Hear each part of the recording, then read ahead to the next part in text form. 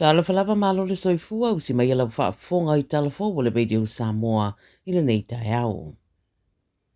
Ua whairoere pana mea New Zealand o Christopher Luxon o New Zealand ma Malaysia wa tutu whaatasi le wala watu mo le tau fia lo o spa inga I Gaza e ui e iei vaenga o lo SSA fina ngalo e whaatatau le Hamas. O lo iei Luxon ila na malanga siasi I Malaysia I le teminei whaatasei malana au malanga whaapisinisi I le whaamoemoe una ia tūranga whaapisinisi I le vāo atunu ue lua I te tono leisi ono tausanga. O whaeroe di poti ma le televisitasi o lo iei na nau ta ingo le di paramia ma le paramia fo I o Malaysia o Anwar Ibrahim e ngā rurue whaatas fo I e tadi atu I mata upu tau soli tū la whono ma whainga whaatupu whaalame lave. Na sauno fo le teitai o Malaysia I le lava li poti sa whaatala no ina le la whono tanga le mata upu e whaatatau I le South China Sea le uspa I e Rusia o Ukraine ma le mata upu e whaatatau I a Gaza. Wa mai ona tūra I whaamsinonga le li ile watu o ia le whasiotia o si tametiti e walu tausanga e peona lipati atua na rafi mai le whae tu o Hamilton. O tangata e to toru na ave natu le wharamai au fiai ma le walu tausanga lea ti ngā ina o na manuanga ma maliwa I lava muni ane. O le tolu sa fulufitu tausanga lea na po eina leo leo mai lea no fuanga na tūla I le whaamsinonga I le astona rafi ma ua lipati le One News le whaalongoina o le whetangisi ma le whaeloa le fia o nisi na awai le potu whaamasino I le taimina tūra iei le tangata le whaamasinonga. Tau fia le whaeloina le ingoa mai le iei sana tali I morianga o le whasio te tangata ua whaia iei ma o toe whaatunanga le aso sfulfitu le masina nei lava toe tūra iei le whaamasinonga mawalunga I Hamilton. Mo ripatia le teo whawamalo New Zealand I le so le ngā rurue ai o le ausu e su e mara company le Air New Zealand e whaamautu pe ai sea na wa ai ai alo yafi ma le asu o aluane mai se waalele na tūla wele ele I le malai waalele Wellingtone I le asu sana tenei. Pa me whaasa furu le pasese na nga iane lunga le runway ina watula wele ele le wa ai Wellingtone wa ana malanga mai kala estete. Ta ua sa whairoa le pailata le tūlanga o le whainga malanga ma tūla wele ele saunga le muai a o loo wheta ua ino se whaale tonu I le afi o le waalele.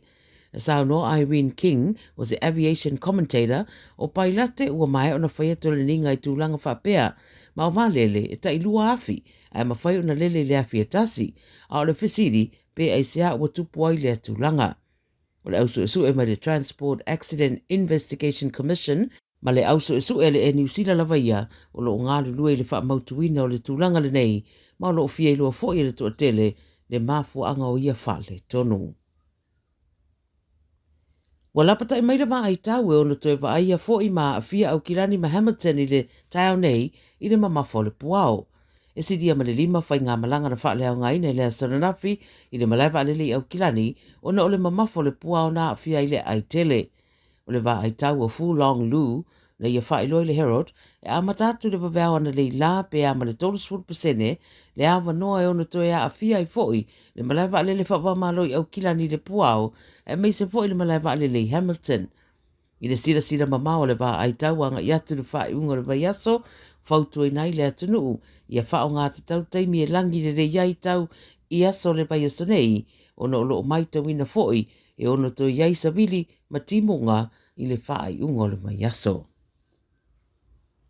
Ma le talamuli o le tōtino e whea ngai ma le whaafueina o lakapi Afrika I saute, wa whaia sa lātou whaamtalanga e winga I le tūlanga, sa tūla I mai le temina whaia I le haka, a le All Blacks I le lata alonga taluai ma le Springboks. O le ofisa sili o le South African Rugby, Rian Oberhauser, sa ia whatu ese tūlanga sa tūla I mai le malae, sa whaalawlawengia I le whaia o le haka a le All Blacks I le talonga I Ellis Park. Pa mai le ofisa sili wa mai ona whatu ese whaapsanga I male au, ma o tusi mai fo I le New Zealand Rugby Football Union, whaelo mai le langona lava lea tasi I le tūlanga sa tūla I mai I le tai nano se musika, na mai se o le waalele nanga ia nei lunga tonu le stadium I le teimi lea o whaatino le haka. Pa mai le ofisa sili o le sese o le tangata ai le o se mea na fuafuaina.